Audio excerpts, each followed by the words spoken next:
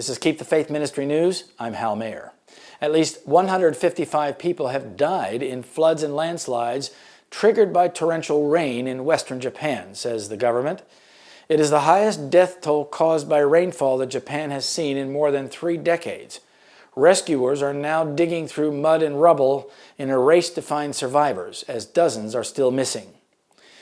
About 2 million people have been evacuated from the region after rivers burst their banks. Authorities have opened up school halls and gymnasiums to those who have been displaced by the rainfall. There remains a risk of landslides with rain-sodden hilltops liable to collapse.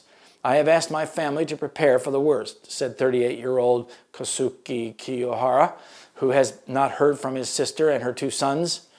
Prime Minister Shinzo Abe has canceled an overseas trip to Europe to deal with the flood crisis.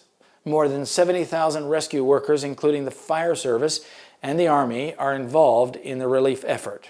Flood warnings are still in effect for some of the worst hit areas, including the Okayama prefecture in the southern part of Japan. We are checking every single house to see if there are people still trapped inside them. We know it's a race against time, and we're trying as hard as we can, an official with the prefecture's government told AFP. There will soon be a sudden change in God's dealings.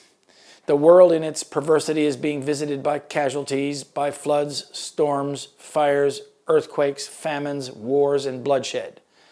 The Lord is slow to anger and great in power, yet he will not at all acquit the wicked. The Lord hath his way in the whirlwind and in the storm, and the clouds are the dust of his feet. Oh, that men might understand the patience and long-suffering of God. He is putting under restraint his own attributes. His omnipotent power is under the control of omnipotence.